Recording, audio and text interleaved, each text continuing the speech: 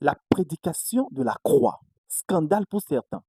Oui, il y en a qui ne croient pas en ça et qui disent même que nous mentons et qu'on ne doit pas adorer le Seigneur Jésus-Christ. Mais laisse-moi te rappeler l'évangile que nous prêchons. Jean 3,16 dit, car Dieu a tant aimé le monde qu'il a donné son Fils unique afin que quiconque croit en lui ne périsse point, mais qu'il ait la vie éternelle. Oui, si tu crois que le Christ est Dieu et qu'il s'est dépourvu de toute sa gloire, dépouillé de toute sa gloire, il est rentré dans ce monde en tant qu'être humain.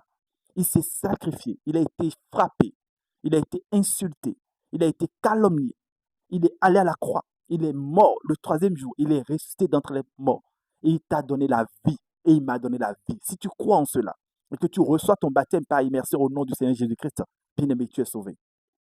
Que rien ne t'amène à douter en cela. Car dans le livre de 1 Corinthiens, le chapitre 1er, après le verset 18, le Seigneur a dit à régler le problème de ceux qui périssent, ceux qui ne croient pas, ceux qui ne pensent pas que cela soit possible, ceux qui pensent que c'est une folie, mais c'est vraiment une folie pour eux. Je lis dans le nom de Jésus.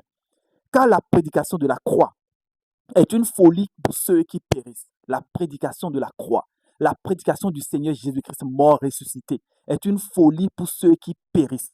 Mais pour nous qui sommes sauvés, elle est une puissance de Dieu.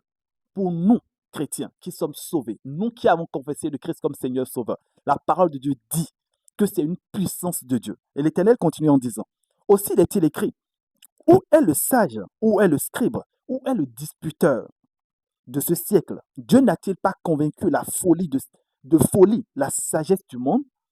Car puisque le monde, avec sa sagesse, n'a point connu Dieu dans la sagesse de Dieu, il a plu à Dieu de sauver les croyants par la folie de la prédication.